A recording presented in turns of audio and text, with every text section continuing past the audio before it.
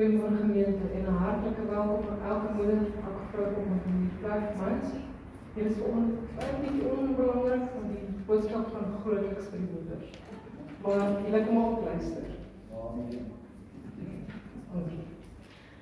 So vanoggend, in plaas van dat ander mense vir julle geskenk gee moeders, gaan julle vanoggend vir julle self geskenk. Nou, my tema is, dit is wel met my siel. Ek wil vanoggend vir julle sê, moeders, God wil hê dat jy moet heel wees. Net soos wat jy daar sit, geheel en al heel.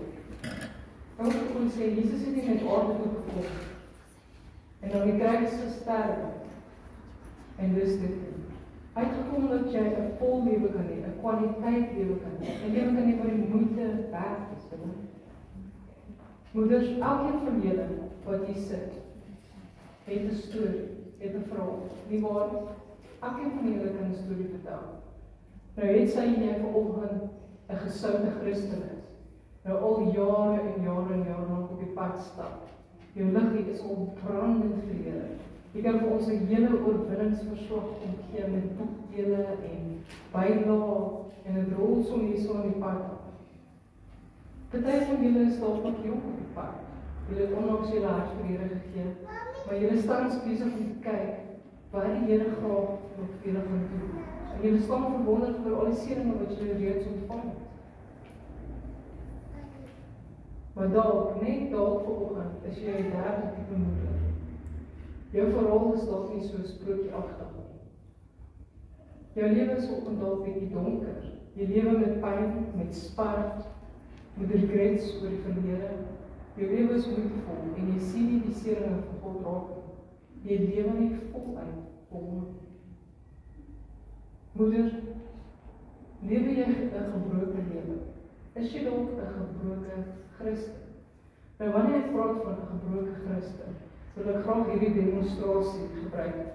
My moeder het so 'n ou tydse klok van 'n ouma af erns, groot wit klok.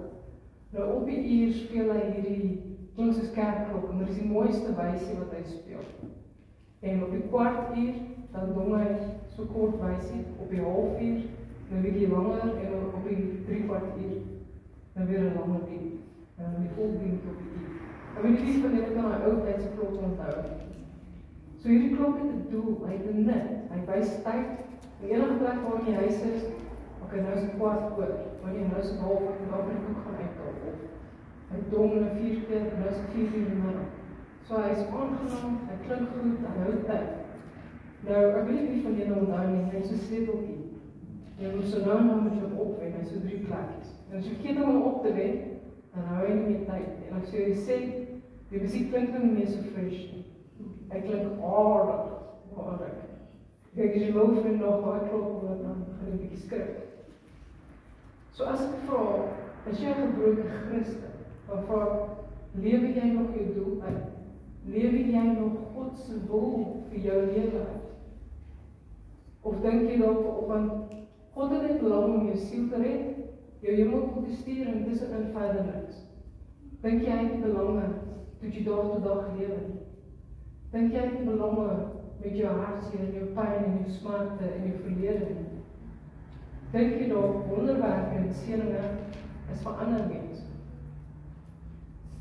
Die ding is dus belangrik vanoggend om hierdie vraag te vra. Hoekom? Want ons is God se advertensie, ons is sy ambassadeurs. God doen 'n beroep op hierdie wêreld deur ons. Wat sien die wêreld as hulle na jou kyk? Wees eerlik. As iemand in die wêreld jou vanoggend moet kyk, wat sien hulle? Sien hulle dalk hierdie donker, depressiewe, mismoedige persoon die altyd kop onder sy boorloop, die altyd negatief is? Of sien hulle dalk hierdie helder, brandende, positiewe persoon wat altyd glimlag en altyd goed doen aan ander? Wat sien hulle? Sien, dit is belangrik vir jou om te hoor, moeders, vroue, dat jy vanoggend 'n besluit maak. As jy nog nooit voorheen 'n besluit gemaak het nie, 'n besluit maak vir hom. Die besluit wat ek wil hê julle neem, het 'n spesifieke struktuur en ek wil hê julle moet baie mooi luister. Luister gou. dat jy die hele pad saam met God gaan loop. Van die dag wat jy besluit neem tot op jou sterf, dat jy die hele pad saam met hom gaan loop. Dat jy alles gaan wees wat jy vir hom kan wees. Dat jy nie vol pyn, geheime en spyt oor die verlede gaan rondloop nie, maar dat jy gelukkig gaan wees, jy gaan sterk wees, jy gaan selfversekerd wees, en jy gaan jou kop omhoog hou, en jy gaan God se wil uitlewe.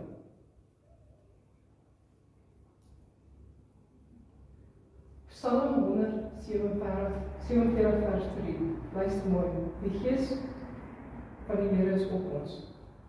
Nou hy genees die wat gebroken is van hart, en hy verbind hulle wonde. Dikwels in die Bybel verwys die Bybel na jou hart, maar hy verwys eintlik na jou siel. So God wil hê dat jou siel genees word. Hy wil dit hê. Sien, jou siel is hierdie innerlike mens van jou. En hy gaan vanoggend vir jou sê, dis verseker 'n deel wat jy vir kan wegsteek. Nie waar nie? Wie jy werklik binne jou is, kan jy vir almal wegsteek. En soms raak ons goed daarmee om dit vir onsself weg te steek. Die ding is, van buite af kan dit lyk asof jy al jou varkies in 'n ry het, al jou eentjies loop in 'n ry, al jou kinders loop agter mekaar, maar hier binne jou kan jy 'n totale wraak wees. Hier binne jou kan jy heeltemal uit mekaar uitval. Ek weet nie wie van julle kan onthou nie, maar Mariska het op 'n stadium 'n preek gegee oor maskers dra. Hoekom dra ons maskers? Ons dra by die kerk masker, dra by die werk masker, is ons vriende wat dra ons maskers. Selfs as ons alleen is, dra ons maskers. Ons probeer dit vir onsself soms wegsteek. Hoekom? Want ons wil hê ander moet weet hoe ons werklik is. Dit beteken ons iets fout hier binne. Dit beteken jy het geneesing vir jou siel nodig. Maar ek wil volgens vir jou sê, daar is een wie jy volkome ken. Wie wil raai vat? Wie ken jou ten volle? God. God ken jou ten volle. En jy kan nie dit van wegsteek, wie jy werklik is nie. Sien, die grootste guns wat jy vir jouself kan doen is, om jouself te leer ken. Om regtig uit te vind, wie is jy werklik? Wat trigger jou, wat maak jy gelukkig, wat krap jy om? Vind uit wie jy is. Maar ek wil volgens vir jou sê, die toestand waarin jou siel is, het sy jy in 'n donker plek is, jy depressief is, of jy blydskap het en dit goed gaan met jou siel. Die toestand waarin jou siel is, beïnvloed nie net jou nie, dit beïnvloed almal rondom jou. As jy 'n moeder is, dit beïnvloed jou gesin. En gesinne in die gemeente wat ongetrap is, dit beïnvloed almal rondom jou. So almal wat jy in aanraking kom met jou, almal wat jy met verhouding is. Moeders, net 'n voorbeeld. Wanneer jy gestres is, mamma is in die huis en sy is gestres en sy gooi die goed rond en sy praat niks nie. Gaan die kinders gelukkig bly? Nee, hulle gaan ook gestres wees, so wat kla mamma nou op? As jy mismoedig is, jou kinders gaan onmoedig wees. As jy die oggend opstaan en jy is negatief, hulle gaan die hele dag negatief wees. So alles wat jy doen, beïnvloed hulle. Nou vanoggend vir jou sê, die grootste geskenk wat jy as moeder vir jou gesin kan gee, is om 'n gesonde jy te wees. 'n Gesonde jy te wees. Jou liggaamlik kan jy seker maak dat jy gesond is, dat jy reg eet, dat jy oefeninge doen, dat jy na jouself kyk. Maar wat ek bedoel is, in jou gees moet jy gesond wees. Jy moet seker maak dat dit wel is met jou siel.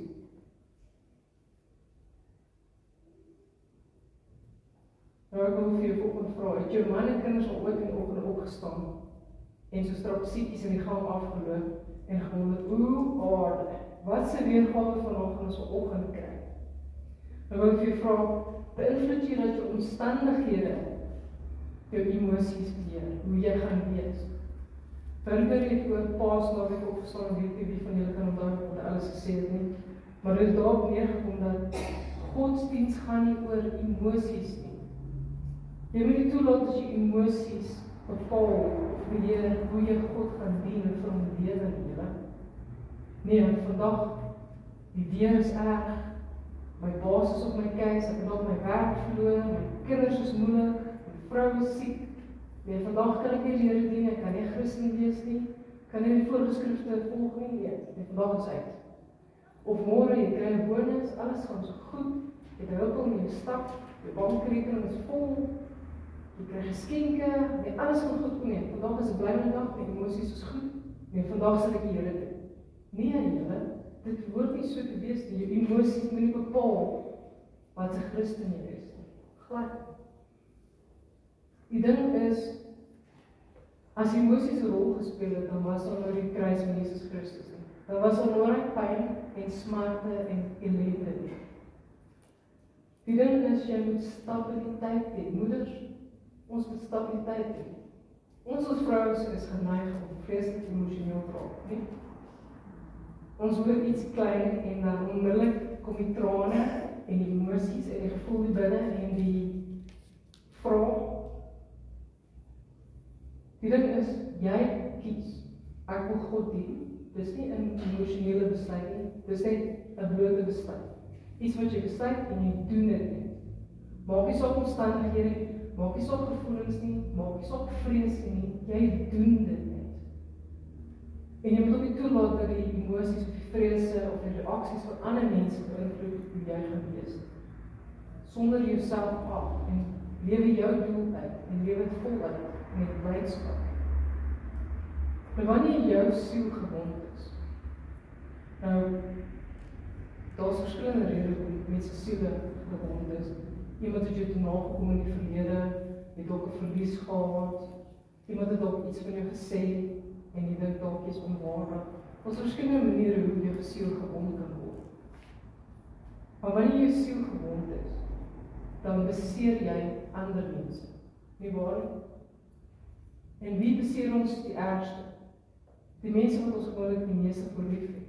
Hulle loop deur. En ons besef nie altyd ons doen dit nie, en ons bedoel nie om dit te doen nie, maar dit gebeur, dit is 'n nagevolg van 'n ongesonde siel. Al ooit iemand teëgekom, wie van julle het al in die winkel geloop en dan sien die onbeskofte persoon daar? Hy het altyd 'n paar Franse woorde, hy maak altyd die lewe van almal moeilik, druk almal uit die pad uit. En wat is ons reaksie as mens? Ons wil terugbeklei, terug Frans praat, ons wil 'n paar warm klappe gaan gee. Dis ons eerste reaksie. Maar hoe moeders, hoe is ons veronderstel as Christene op die eindelijk? Ek sal vir jou sê, moeilike mense tree nie sonder rede op. Weet jy hoekom tree hulle so op? Want hulle siele is gewond en hulle nog nooit genesing ontvang. En wat is ons veronderstel te doen? Ek gaan Efesiërs 6:17 gebruik en neem aan die helm van verlossing.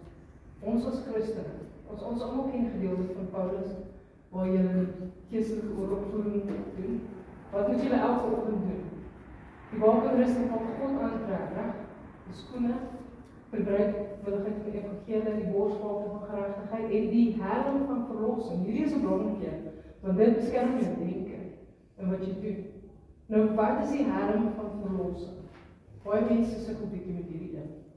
Ons is verlos deur die bloed van die lam. Het sonde gehad, God het die perfekte offer gestuur, Jesus Christus het jou sonde vergeef. Jy lewe nou in Christus Jesus, jy is 'n nuwe mens, jy is nou 'n navolger van Christus, die helm van verlossing. Kry julle die prentjie? So, is jy 'n Christen? Kan jy hande kry? Is jy 'n Christene? Okay, as julle Christene, nou tree soos 'n Christen op, julle. So baie keer kry ons Sondag Christen hier in die kerk.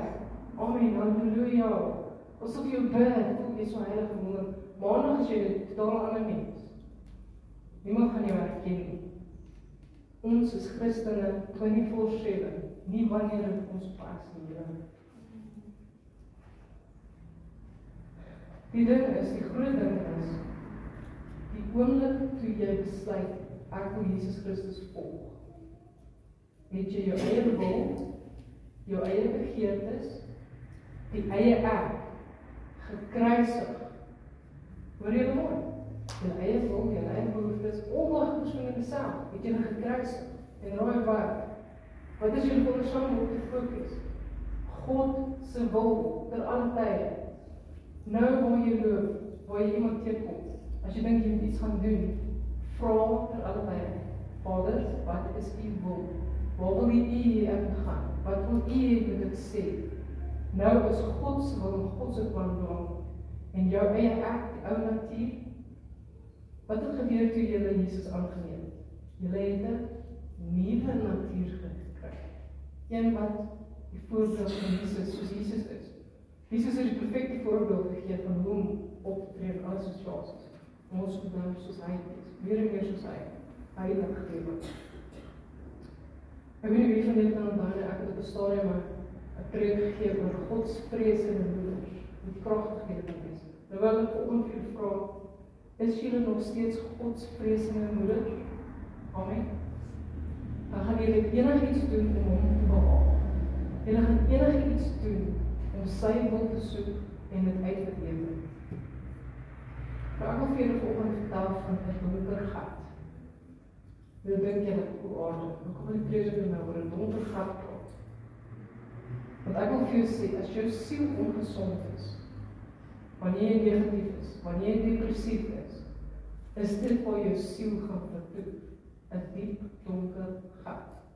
Nou ek wil 'n voorbeeld gee van 'n diep donker gat. Genesis 37.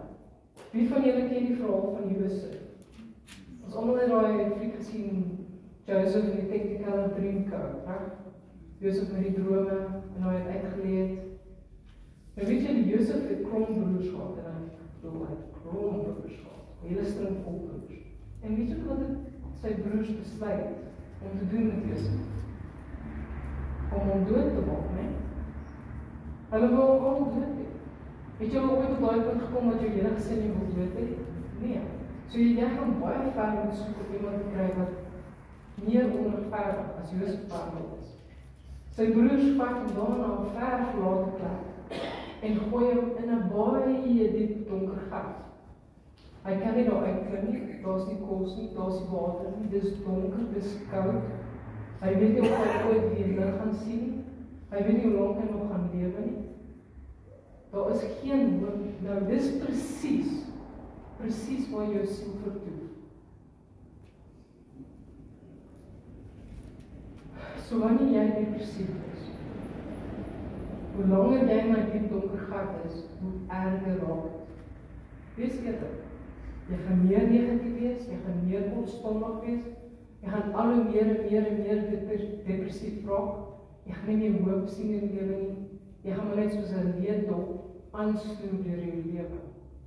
Dis nie 'n lewe nie, dis nie 'n toekoms nie. En die ding is, solank jy daar vertoef, meeste mense hou daarvan om daar te wees. Al ooit iemand tegengekom wat ek kan wag om vir jou al sy ellendes en tragiese stories te vertel. Daar's altyd daai een tannie en checkers wat vir jou van A tot Z al dramas wil vertel. Iemand het ooit so iemand tegengekom? Ja, ek seker. Nou, nog 'n voorbeeld wat ek vir julle wil gee van die donker gat wat jou siel vertoef. Dis belangrik dat ek vir julle vertel waar jy siel kan wees. Sodat jy kan besef, dis nie 'n baie gelukkige plek nie. Nou die voorbeeld wat ek wil gebruik is die verlamde man. Wie van julle ken die verhaal van die verlamde man? Ek gaan dit vir julle vertel, en dit is 'n mooi storie. Nou dis 'n baie lang gedeelte. Dis in Lukas 5 vers 17 tot 26. Nou, uit ondervinding weet ek, as mens heeltyd vers lees of baie lang gedeeltes lees, dan raak jy gehoor bietjie verveeld. So ek gaan vir julle op 'n guns doen en gaan ek vir julle vertel en met oorgawe vertel. Miskien kan ek julle aandag vestig.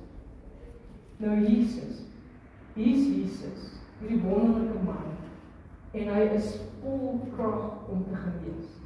En hy het all over gegaan, Galilea en Judea en Jerusalem en all over gegaan, Samaria, en hy het wonders en tekens gaan doen.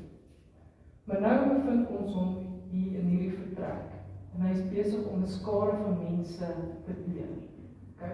En ons sien hierso dat daar was Fariseërs, en ons sien hier wetgeleerdes, en daar was mense van Galilea, Judea en Jerusalem. Hy was in 'n tipe van 'n vertrekkie gewees met groot vensters en almal het so deur die vensters na hom geluister. So wat gebeur het is, die mense wou meer doen wat Jesus sê, wat hulle het gehoor. Hierdie man doen wonders, hy doen tekens en sy woorde streel hulle en hulle maak hulle siele gesond. So hulle is soos, wie van julle was al ooit by 'n konsert of 'n byeenkoms van 'n beroemde persoon? Almal wil naby hierdie persoon wees en dit was dieselfde opsie. Almal wil hom sien, almal wil hom hoor, almal wil hom aanraak. En ons lees hier so dat daar 'n groepie mense gekom het en hulle het 'n vriend saam met hom gehad. Hierdie vriend was verlamd gewees. So hy was in nood gewees. Hy wil graag genees word. Maar as gevolg van die skare wat so rondom hom gebrom het, kon hulle nie naby Jesus kom nie. Weet julle wat het hy gedoen? Daai groepie mense het gedoen. Hulle het opgeklim teen die dak by die verlamde man, die panele gaan uithaal en met toue die man laat afsak. Met toue in sy bed inkom voor Jesus. En Jesus, so nederig gesag as wat hy is, onmiddellik gee hy aandag in hierdie omstandighede en hy kyk op en hy gewaar die geloof op hulle gesig. Hy sien hierdie mense glo. En wat doen hy? Hy kyk vir die persoon en sê, mens, jou sonde is jou vergewe.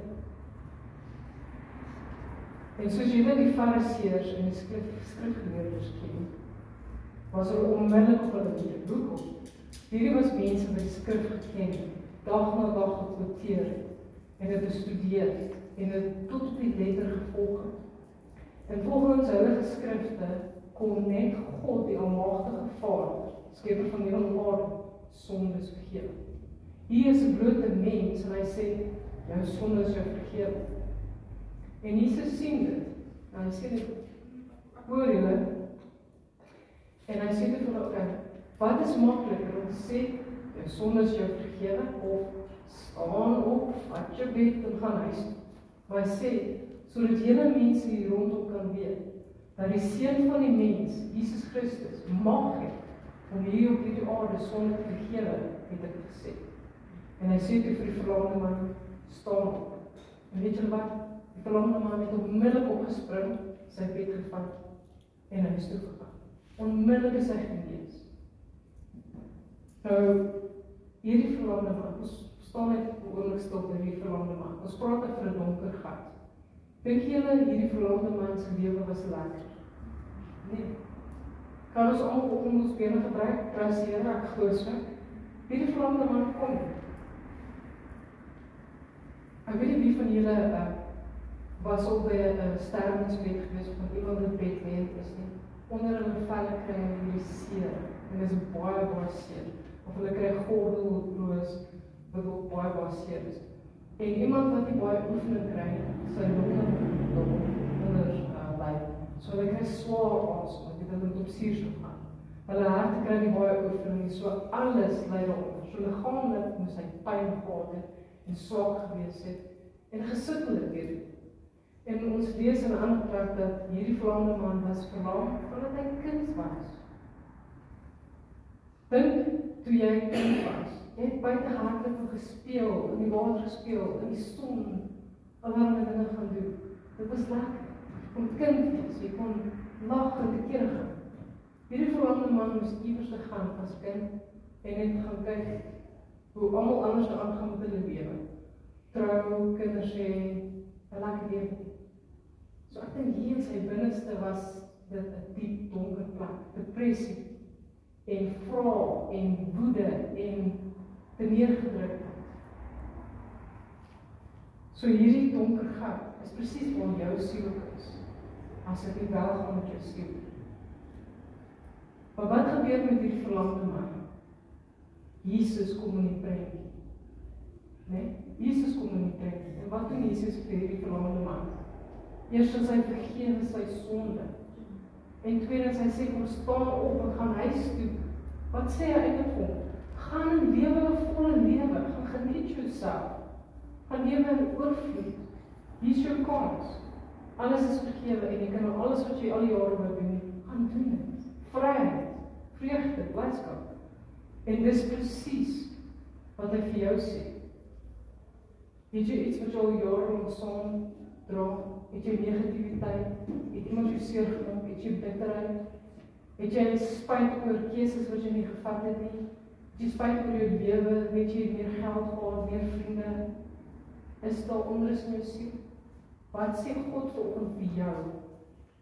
God kom in jou lewe in en eerstens hy sê vir jou, al die sonde wat jy soek in jouself, daai spyt en daai berou wat jy op jou eie las laai. Dis vergewe, dis vergewe, hy vergewe jou sondes en hy vat dit weg. En hy sê vir jou, staan op, gaan lewe jou lewe. Daar's soveel mooi daar buite, soveel blydskap. Gaan lewe, 'n volle lewe, want dis kom Jesus Christus aarde toe gekom, dat jy 'n volle lewe kan hê. Nou, daar's baie stappe wat ons kan volg tot genesing vir ons siele. Maar soos enige prediker vanoggend vir jou kan sê, ons kan ure en ure voorberei, ons kan die beste boodskap hier saamstel. Dit kan opbeurend wees, opbouend wees, en julle almal dit verkoop julle harte.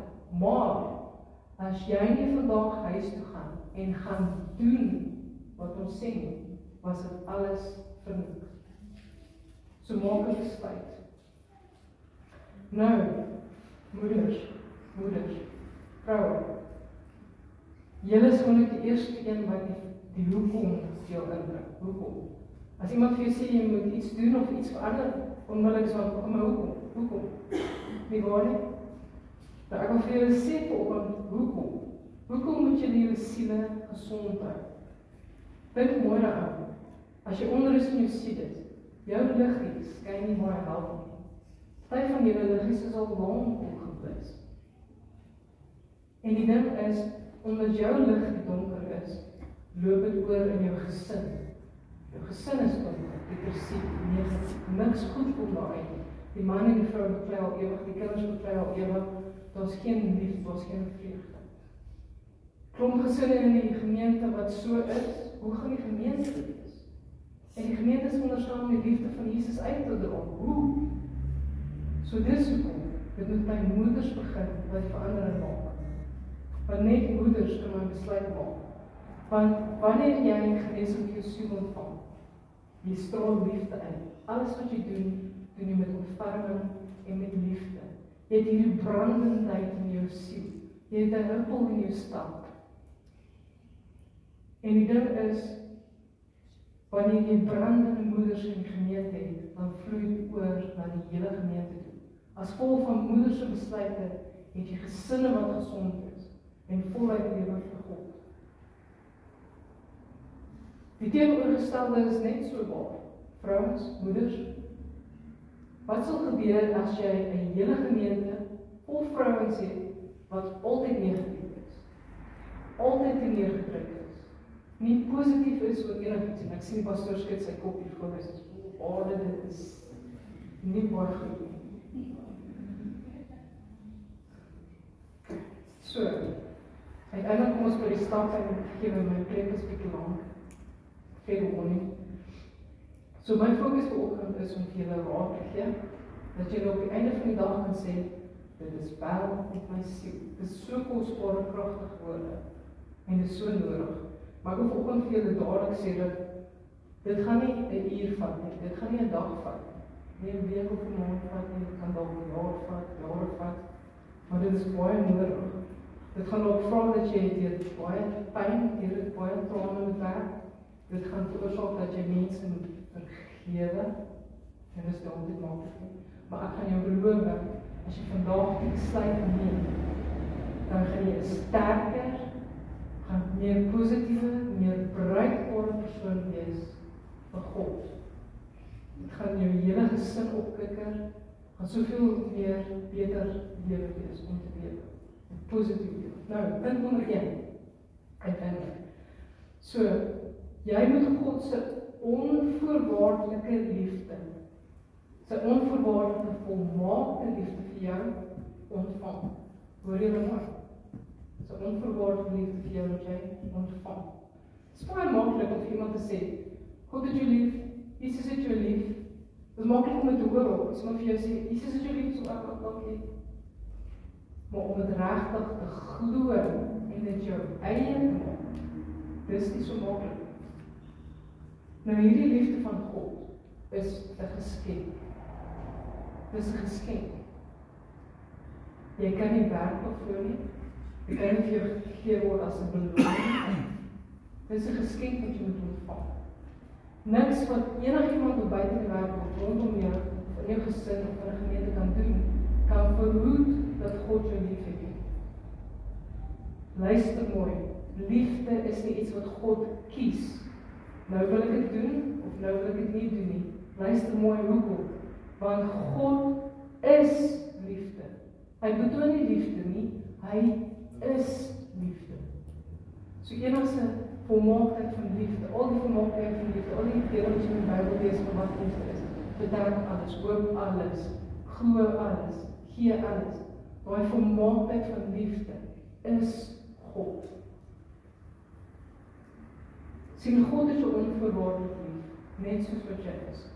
Jy is belangrik, net soos wat jy is vir hom. As jy meer sonde doen, gaan God jou nie minder lief hê. As jy meer gehoorsaam is, gaan hy jou nie meer lief hê, of minder lief hê. Niks kan dit verander ooit. Want God se liefde is perfek, konstant, voortdurend, is vir ewig. Nou, kom ek probeer 'n bietjie verduidelik oor God se liefde en hoekom ons dit nie ons eie kan maak nie. God is liefde. Hoekom kan party mense dit nie net aanvaar? Hier's jy's 'n mens. Jy het 'n boks, hè? Ons almal het ons eie boks. Wat kan ek sien? Wat kan ek hoor? Wat kan ek voel? Wat kan ek beredeneer? Wat kan gekalkuleer word? Wat kan ek ry? Ons het 'n boks. En wanneer 'n konsep nie in ons ou boksietjie pas nie, nee, dis nie waar nie, dis onmoontlik, kan nie daarin eet, dis onmoontlik. Ons is beperk tot wat ons klein verstandjies kan dink. Ons het 'n boks, hè? Nou, my moeder het so 2 weke terug gepraat van God se almag en hoe soewerein hy is en hoe hoog verbo die menslike klein verstandjie, hoe hoog is hy verhewe. Baie meer advanced, baie meer gecompliseerd, baie meer volmaak. Ons as mens gebruik nie eers 10% van ons eie breins, so beperk is ons. Nou, die rede hoekom ons beperk is iewers langs die lyn het iemand vir jou gesê, ek het jou lief, ek het jou lief, ek het jou lief. Maar soos vir die tyd aangestap het daai liefde verkoud, of het hulle heeltemal vergeet van jou al. En ons as vrouens, ons dink ons is onwaardig, ons is seker iets verkeerd gedoen. So, in daai perking van liefde, of daai gedagte van liefde, wil ons nou, God is lief vir jou, so okay, maar ja, môre doen ek sonde, en dan gaan hy nou nie meer lief is my. Dis hoe ons dink. Maar God het nie 'n boksie nie. God het nie beperkings nie, daar's niks wat God in 'n boksie kan sit nie. Hy is almagtig. Dink vir 'n oomblik. Die God, die almagtige God, het die hemel en aarde geskaap. Alles wat jy sien, geskaap het uit 'n woord te spreek. Gaan ons dit doen? Kan enige van julle vanoggend opstaan en woord spreek en hier kom 'n son uit? Of aarde? Nee. So God is volmaak. God is nie 'n mens wat hy gaan jok nie. God is nie 'n mens wat hy beperk is. Wat jy gesê hy is lief vir jou en môre gaan hy lief is vir jou. Dit is vir altyd vir ewig. Maak saak wat jy gedoen het nie, wat jy gesê het, wat jy nagelaat het nie. Niks wat enigiemand kan doen kan daai volmaakte liefde invloed nie. En as jy dit vir jouself kan vat en deel kom op met jou, regtig deel kom op met jou, dan gaan jy nie opstaan met depressie. Jy gaan nie opstaan met negativiteit. Jy gaan blydskap hê. Want gaan ek nog vandag gewerk het? Maak het so, God is lief vir jou, hy gaan vir jou voorsien, hy gaan vir jou gee, hy gaan vir jou alles doen, jy is sy kind. En as ons daai kan deel maak vir ons, dan gaan jy absolute heling ontvang vir jou siel. 1 Johannes 4 vers 16 sê, en ons het liefde van God tot ons leer ken. So leer God se liefde ken en glo dit, sê die vers verder, want God is liefde. En hy wat in die liefde bly, bly in God. En God bly in hom. Punt nommer 2. Om volkome genesing te ontvang vir jou siel, moet jy God se vergifnis ontvang en in dieselfde lig moet jy jouself ook vergewe. Nou eerstens, dis baie moeilik vir ons om God se vergifnis altyd te besef en te verstaan, maar dit is nog moeiliker om partymal jouself te vergewe. Nie waar nie? Baie keer hou jy iets van die verlede oor jouself en jy pyn op jouself oor en jy bly daaroor mal. Nou ek wil vanoggend vir julle 'n goeie nuus gee. Hier is 'n kosbare vers in Psalm 103 vers 12. Hy sê: "So ver as wat die ooste verwyder is van die weste, so ver verwyder hy jou oortreding van jou af weg." Nou, ek gaan sommer hierdie twee voorwerpe gebruik in demonstrasie. Veronderstel julle hierdie is oos. Oos. Veronderstel julle hierdie voorwerp is wes. Ons gee vir hierdie twee voorwerpe 'n missie. Jy en jy moet so ver as moontlik van mekaar op wegkom. Ons geen tydsbepaling nie, ons geen ruimtebepaling nie. Julle moet ewig en vir ewig vir altyd net weg van mekaar kom en julle seker maak net julle dit aanhou doen. Nou, hierdie twee voorwerpe gaan begin beweeg. Hoe ver gaan ons van mekaar op wees binne 'n minuut? Ek kan dit dalk nog sien binne 'n minuut. Wat gaan ek eet?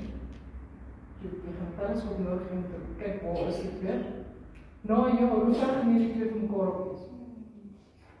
Jy gaan nie kan meer daar, en ek dink daar is al klaar verby die hele span van die aarde.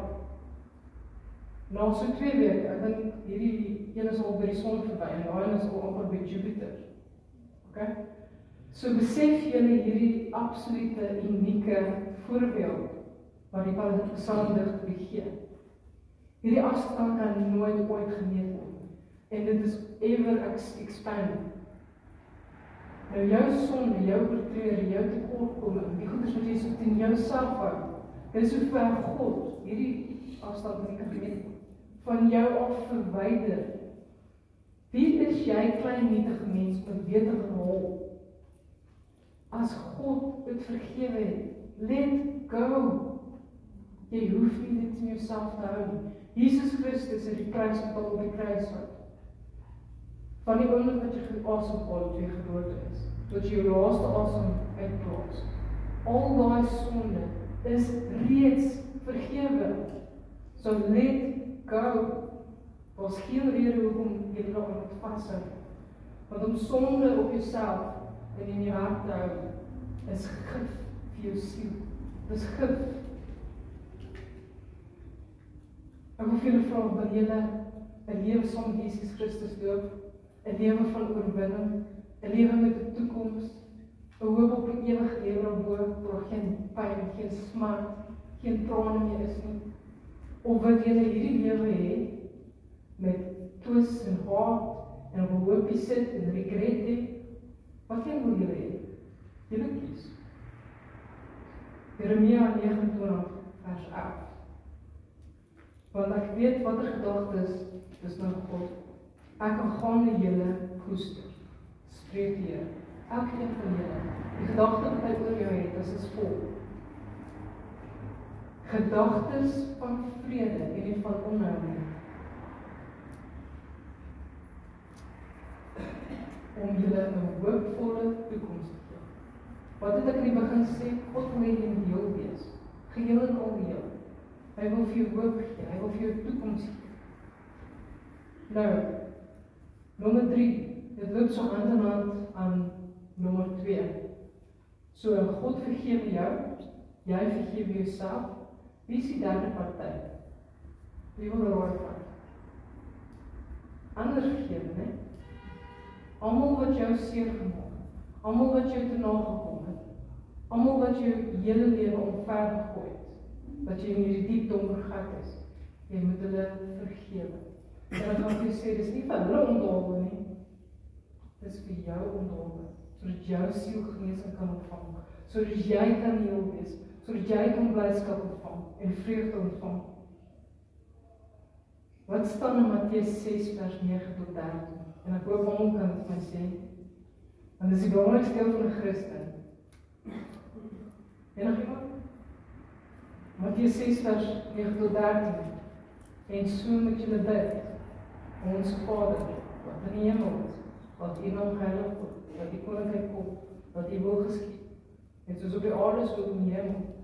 En hierdie is belangrik, en vergewe my sondes soos ek my skuldenaars vergewe. Almal wat iets aan jou gedoen het, soos wat jy gaan vergewe, gaan God jou vergewe. So wat gaan. Die ding is, ons is al almal iewers te seer gemaak. Ons weet hoe voel dit.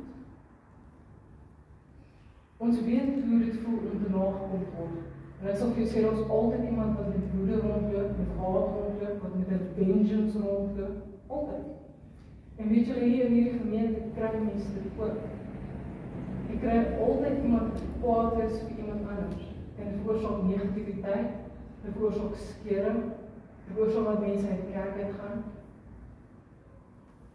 As iemand nie kwaad is vir die pastoor oor hy sy iemand se hand geskit het nie, ons hulle kwaad vir 'n kerkraadslid, net bloot omdat hulle 'n vrou is, of vir 'n suster wat nie die vurkies reg uitgepak het nie, oor 100 jaar terug waar die pastoor ietsie gedoen het, was altyd iemand wat iemand haat, reg? En weet jy wat veroorsaak dit? Wat veroorsaak dit? Dit ontneem die gemeente van vreugde, dit ontneem die gemeente van seëninge, en dit verhoed die werking van die Heilige Gees. As ons nie saam kan lewe nie, en in vrede en liefde met mekaar kan lewe nie, hoe kan die Heilige Gees onder ons werk? Die ding is, jy maak jouself seer. Meeste van die tyd, hierdie persoon wat jy so oorskinder en verkwaad is nie, jy is kwaad vir hulle nie. 99% van die tyd, weet hy dit is. So wie maak jy siek? Jy maak jouself siek. Jy jaag jou eie broeder op, jy het slaaploose nagte, jy beplan die hele tyd vengeance. Baie persoon is wel baie lekker, baie rustig. So is net jouself wat jy seer maak. En weet jy hoekom kan ons nie vergewe? Want ons doen nie wat God en sy woord vir ons sê nie. Luister mooi, Matteus 5 vers 44. Maar ek sê vir julle moet julle vyande lief hê. Seën die wat julle vervloek, doen goed aan die wat julle haat, en bid vir die wat julle leed aangedoen het, wat julle seer gemaak het. Maar nou sê julle dalk maar, jy praat van vyande. Dis presies wat dit is, julle. Kom ons kyk die definisie van vyande. 'n persoonlike groep wat jy nie vertrou nie. 'n persoonlike groep wat jy niks van hou nie. Gaan jy iemand beskinder of iemand nie vergewe nie as jy van hom hou? As jy hom respek het? Nee, hè? Of 'n persoon of groep wat jy skade aangedoen het, jy leed aangedoen het. Die feit dat jy kwaad is vir iemand beteken is, daar is iets aan jou gedoen. So, wat veroorsaak jy vyandskap? En wat sê die Bybel moet ons doen teenoor ons vyande? Hy sê, jy moet hulle seën. Jy moet goed doen aan hulle. Jy is veroorsaak vir hulle te bid. Nie te skinder nie, te bid. En ook jy doen sy eie om hulle lief te hê.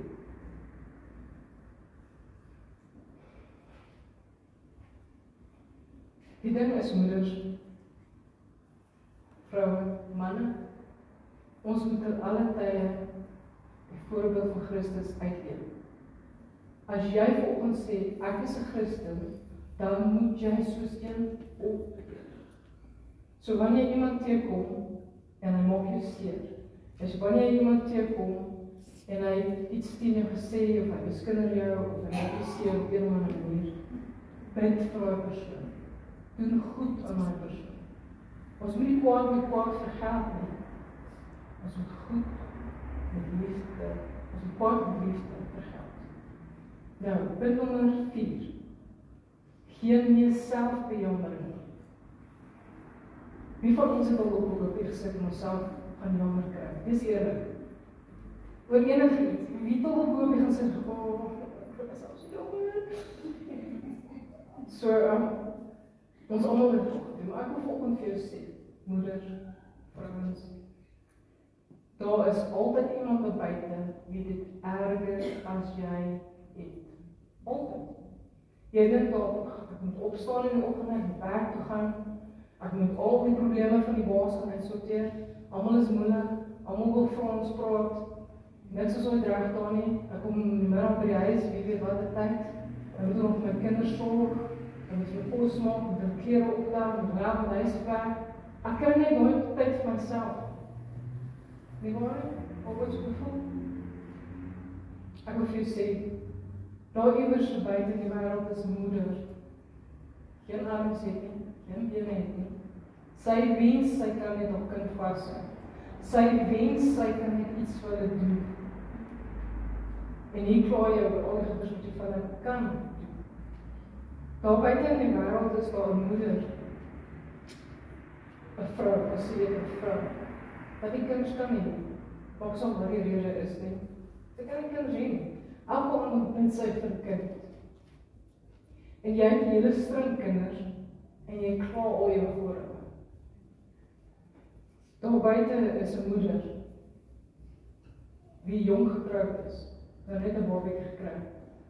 Sy is terminaal, gediagnoseerde kanker. Hoeveel tyd het sy met haar kind? En jy het ook jare lank saam met jou kind. So, moeders, as jy vanoggend dankbaar oor jou situasie, besef jy dat ander lede dalk erger is jou. Leer 'n bietjie dankbaarheid. Wees bietjie dankbaar. Sê bietjie vir God, dankie dat ek 'n man het. Dankie dat ek kinders het. Dankie dat ek goed met my hande kan doen. Dankie dat ek kan was goed was. Kan skool goed was. Sê 'n bietjie dankie vir die Here verslag. Nou die Simply Sisters groep, hulle het in die begin van die oulike leerstof gekry vir stilte tyd. En een klein dingetjie wat op ons skool spaar is hulle moet ietsie neerskryf oor waarvoor hulle dankbaar is elke dag. En ek sal vir jou sê, dit is nogals challenging, as jy so 10 goed neerskryf. Maar in plaas van net 10 goed neer te skryf, moet jy die volgende dag nog 10 goed neerskryf. En die dag nog 10 ander goed neerskryf. En jy dink nou aan, hy het goed uit daar gedoen. Maar ek sal vir jou sê, jy staan nou aan verbaas oor al die goedjies wat in jou lewe gebeur. En hoe meer en meer goeders jy kan skryf. As jy die klein dingetjie toepas in jou lewe, dan besef jy maar, ek is eintlik baie geseënd. So my tema hierso van geen myself beheering nie, is dat nie my plek wees nie, want jy gaan so dankbaar wees vir al die goeders wat jy kry, met om die klein dinge te doen. So my raad is, tel jou seëninge. Tel jou seëninge. En moeders, sonder die klein wonderwerkies wat jy vir kinders is, en die liefde van God en wat hy vir ons doen, is daar regtig nie plek vir selfbeheering. Nou, punt nommer 5. Hou op om ander te blameer vir jou probleem. Wie van ons het al iemand anders blameer vir iets? Dit is maklik. Meeste van die tyd omdat ons nie die moeilikheid kom nie, is daar een. Sy het gedoen. Het is moeilik om goeders op ons eie skouers te sit. Het is maklik om blame te plaas. Het is maklik om ander die skuld te gee vir ons tekortkominge, vir ons probleme, vir ons laste, vir dinge wat ons nooit behaal het nie. Maar daar is 'n keur vir dit ook. En dit is dankbaarheid. En wat saam met dankbaarheid doen, is goedertierenheid. So in plaas van om jou man wil ewig te blameer vir, omdat hy laat by die huis gekom het, en nie die gras gesny het nie, en nie die sak uitgesit nie, wat op. Sê eerder vir hom dankie dat hy 'n goeie man is. Hy kan maklik rondgaan loop en jou slaap of jou te naak. As jy 'n goeie man het, sê bietjie vir hom dankie. In plaas van om die hele tyd te kla oor jou kinders, sê net 'n bietjie vir God dankie. Dankie dat ek kinders kan hê. Hier is 'n lelike een. Baie dikwels blameer ons ouers oor hoe ons is, oor wat ons nooit gehad het nie, oor wat ons nooit bereik het nie. Weet julle, ouers vandag maak so gou 'n besluit om nie die kind te hê nie. Nee, kom ons vat 'n aborsie, ek is nie bereid om dit te doen nie. As jy vanoggend die was, as jou ouers die besluit geneem om jou te hê in jou grootmaak, sê 'n bietjie dankie vir jou ouers. Sê 'n bietjie dankie vir alles wat hulle wel vir jou gegee het. Want jy weet ook nie hoeveel dit gevra het van hulle, hoeveel hulle moes opoffer om daai klein bietjie vir jou te kan gee. En in dieselfde sin goedertierenheid, gaan doen bietjie terug vir hulle. Gaan kuier so nou en dan vir jou ouers. Spandeer 'n bietjie tyd saam met hulle. Volgende punt. Punt nommer 6. Bly in die woord. Bly in die woord. Nou, ek praat van die woord van God natuurlijk. Nou, wie van ons het al ooit medisyne geneem? Enigiemand? Jy het 'n hoofpyn? Wat van ons vir hoofpyn? Kom wees eerlik, ja? 'n poeiertjie, 'n nare gewees, 'n tornado. Dis nou verkoue seisoen. Ja, so jy sê, as jy 'n huis is van 'n siek persoon, wel is 'n hele wekkassie op. As 'n roestroepie en 'n breinstengiekie en 'n vitaminietjie en 'n neusproetjie en 'n ek weet nie wat alles is dit voor. Hoekom gebruik ons dit? Want ons dink dit gaan ons help. Ons dink dit gaan ons gesond maak. Maar ek wil volgens vir julle sê, die woord van God is net so kragtig. Net soos met medisyne in jou liggaam kan genees, so kan die woord van God jou siel genees. So het jy onrus in jou siel, lees die woord van God, mediteer op sy woord. As ek jou sê, daar is 'n remedie, 'n antwoord, 'n toevlug vir elke ding wat jy as mens kan ervaar, kan teekom, jou pad langs kan kom. Byvoorbeeld, het jy behoefte aan kos en klere en behuising, menslike goeders. Wat sê die woord van God? Soek eers die koninkryk van God en sy geregtigheid en al hierdie goed van regvol bygevul word by jou.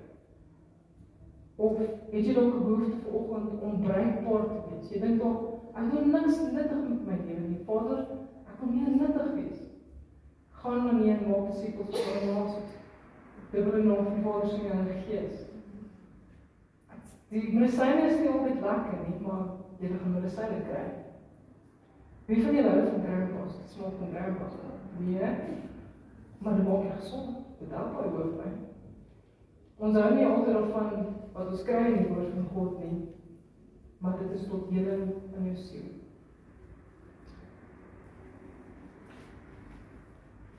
Punt nommer 7. Hierdie is eintlik baie breedvoerig onderwerp en ek hoop ons gaan nader aan Paasfees meer daaraan aandag gee.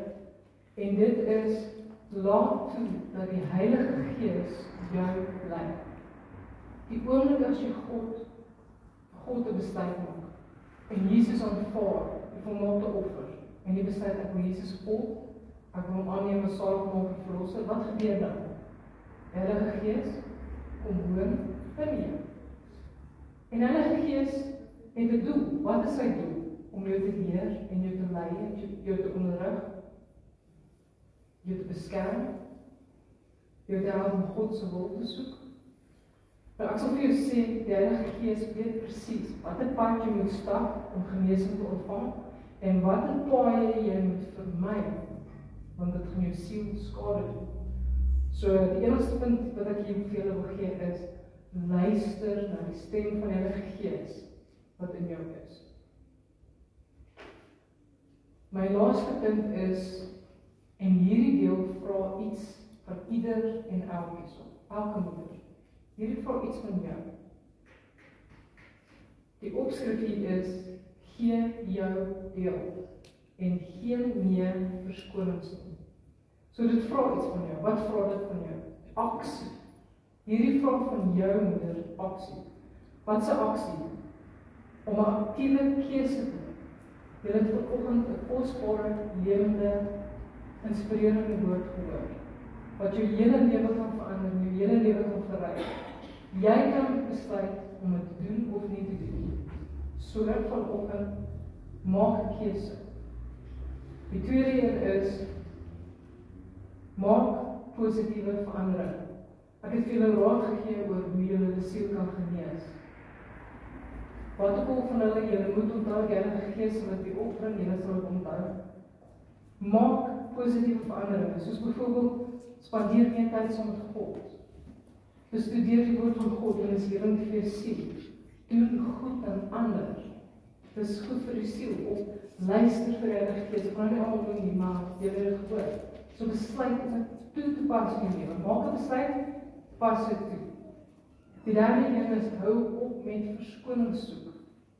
So baie keer hoor ons iets, en ons sê, ons wil dit graag doen, maar ons moet nou nog huis toe gaan, gepas bepas, en hier en dit en dat. Hierdie week het nog goeders.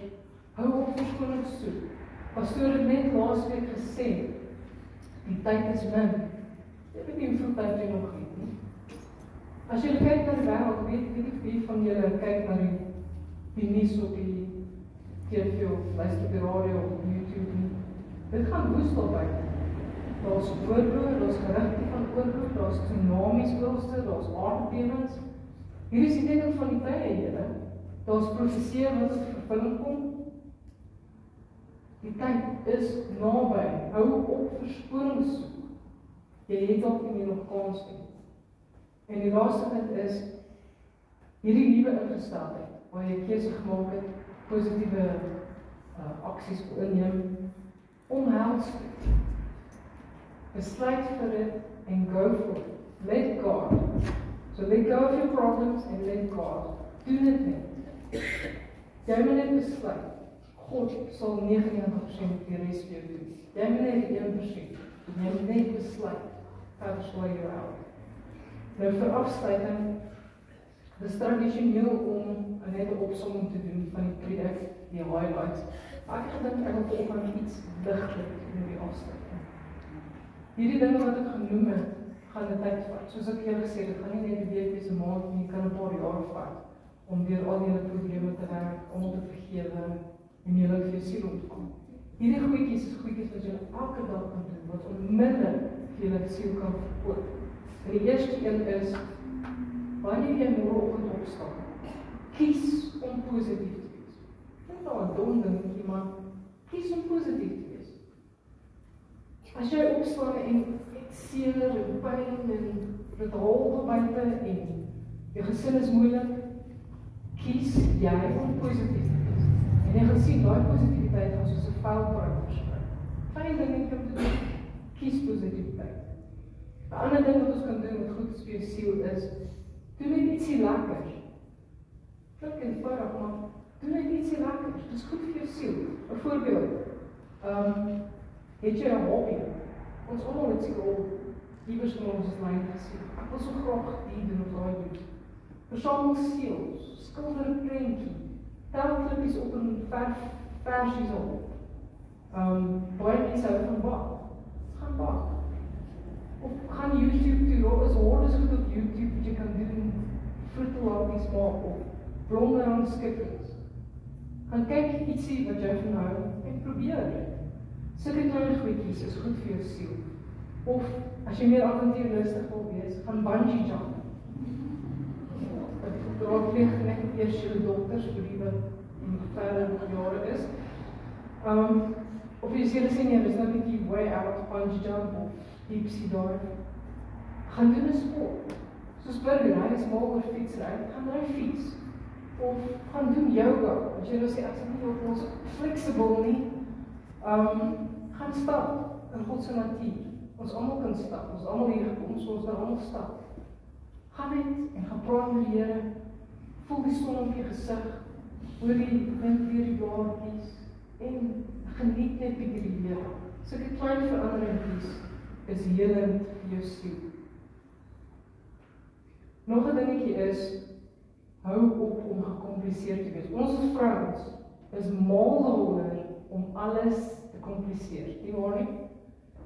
Wanneer jou man bijvoorbeeld na jou toe kom met 'n oplossing vir 'n probleem, dis gewoon 'n eenvoudige oplossing en hy het goeie raad. En ons as vrouens begin al ewig met, maar skat, A, B, C, D, E tot Z. Ons wil alles kompliseer. Nie waar nie? Ons wil altyd Newton's physics law of om uiteen sit oor so eenvoudig soos die vullisverwyding. So in plaas van om goed te kompliseer, as jy byvoorbeeld vandag 'n afdag het, jy dien die Here nou al 'n rukkie, jy vandag afdag, jy voel bietjie depressief, jy voel bietjie negatief, in plaas van in my donker gat wat ek nou van gepraat het te gaan val, staan net op, doen iets eenvoudigs, staan in elk geval daar jy met uitgestrekte arms en hy help jou op. Al wat hy doen is, hy wacht net dat jy ja sê, dat jy die keuse maak. So in plaas van gecompliseerd te wees, dit is eenvoudig. Ek wil, die lewe is Christus, dat is niks complicated daaroor nie. Voor die sterwe is 'n wins. So, hou gecompliseerd is. En hierdie is 'n lekker enetjie. In plaas van die hele tyd te fokus op me en I en ourself en me. Dink 'n bietjie aan ander mense. Hou die fokus bietjie van jouself af. Hou op om na die spieël te gaan kyk. Kyk aan iemand anders. Sit jy voete in iemand anders se skoene of gaan net bietjie gaan na iemand anders toe. Fokus op iemand anders. Byvoorbeeld, jy wil nou 'n talent aanpak, so gaan bakke koekies, maak pakkies op, gaan ouens huis toe en gaan deel dit uit. Gaan deel bietjie met die mense. Kuier meer, lag meer, gee meer, doen meer, lewe net bietjie meer, julle. Hou fokus op jou, julle weer als mense op buite in die wêreld, dis nie net jy nie. Okay. En laastens wil ek sê, vind jou vreugde in die Here. Wat is absoluut onmiddellik goed vir jou siel? Om tyd in God se teenwoordigheid te spandeer. Daar vind jy vrede, daar vind jy hoop, daar vind jy liefde, daar vind jy oplossings vir probleme. Al jou lastige goeders, los dit by sy voete en spandeer net tyd met hom. Vertel hom alles. Vertel hom van my lange tannie wat vandag hierdie wye rok het en die snaakse hoed. Vertel hom alles. Kindervoudig. Hy wil echt weet wat alles met jou aangaan. Hy weet alles, maar hy wil jy moet hom vertel. Hy wil jy met hom verhouding moet wees. So, vir onmoeders het ek gesê, julle gaan vir jouself 'n geskenk gee, maar dis jou keuse of jy hierdie geskenk wil hê. Wil jy net dit moet welgaan met jou siel? Wil jy 'n hoopvolle toekoms hê? Wil jy meer blydskap in jou lewe hê? Wil jy 'n gesonde gesin hê? Wil jy 'n gesonde gemeente hê? Wil jy daai geskenk ontvang? Spreuke 17 vers 22. 'n vrolike mens is 'n gesonde mens. Want dis jou gees. Amen. Nou, voor ek gaan, ek het 4 geskenkies. Nou, ek het gedink, practice what you preach, right? Iets wat goed is vir die siel is om 'n geskenk te ontvang. So ek het ook met 4 geskenkies en ek wil dit graag uitdeel, maar dit is bietjie moeilik om nou te bepaal vir wie. Ek kan julle vra of ek kan. Okay. Maar ek het goed gedink om vanoggend te vra, wie is ons oudste moeder vir